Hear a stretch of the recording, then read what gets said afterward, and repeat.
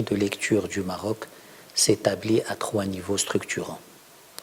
D'abord au niveau de la vision éclairée de Sa Majesté le roi Mohammed VI, qui avait affirmé dans son discours à l'occasion du 29e sommet des chefs d'État et de gouvernement de l'Union africaine que, et je cite, « L'Afrique n'a plus besoin de slogans idéologiques, elle a besoin d'actions concrètes et résolues dans les domaines de la paix, de la sécurité et du développement humain. » Fin de citation.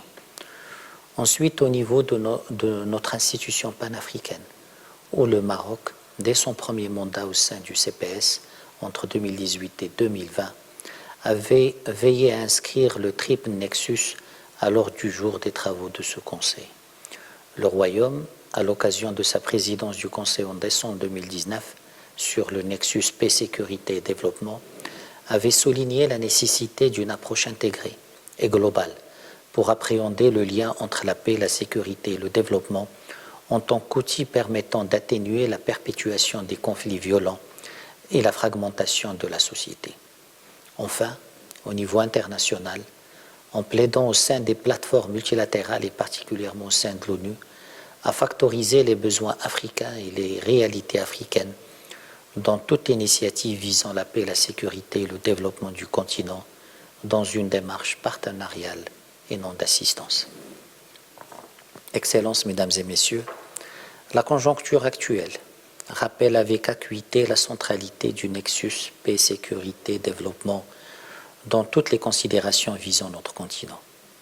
Elle invite également à l'interrogation et à l'évaluation lucide des réalisations et acquis engrangés dans la mise en œuvre des initiatives visant la paix, la sécurité et le développement.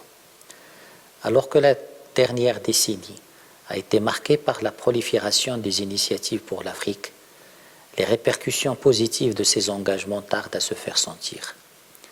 À l'aune des chocs exogènes, aussi brutaux qu'imprévisibles, l'Afrique continue d'être cernée de toutes parts, comme en atteste ce bilan qui pousse à bien des égards à la pondération et à la sobriété des élans enthousiastes. Premièrement, la prévalence de la violence liée à l'extrémisme et à la radicalisation en Afrique a été multipliée par 17 depuis 2009, faisant ainsi du continent la région la plus touchée par le terrorisme.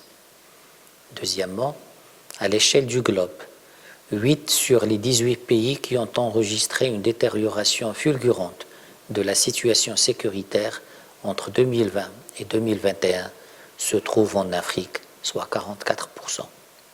Troisièmement, le coût humain du terrorisme a atteint des niveaux records avec une multiplication par 10 du nombre de décès entre 2007 et 2021.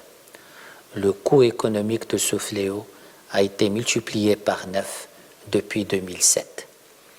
L'impact économique du terrorisme en Afrique s'élève pour sa part à 171 milliards de dollars sur les 10 dernières années. Nous sommes très honorés d'avoir été invités par l'Union africaine pour cette conférence importante et également par le Royaume du Maroc pour l'accueil et l'importance qu'ils accordent à ce sujet-là. Donc, comme je l'ai dit tantôt, l'Afrique a besoin de paix pour pouvoir se développer.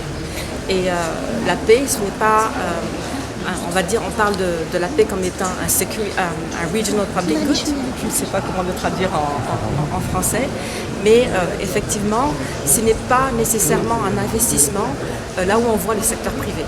Et l'enjeu, enfin le challenge, c'est comment mobiliser le secteur privé pour financer. Lorsqu'on parle de financer la sécurité, pour nous, il ne s'agit pas de financer les armes, de financer les militaires, mais plutôt comment financer des projets qui sont propices à installer une paix durable au niveau des régions, des pays.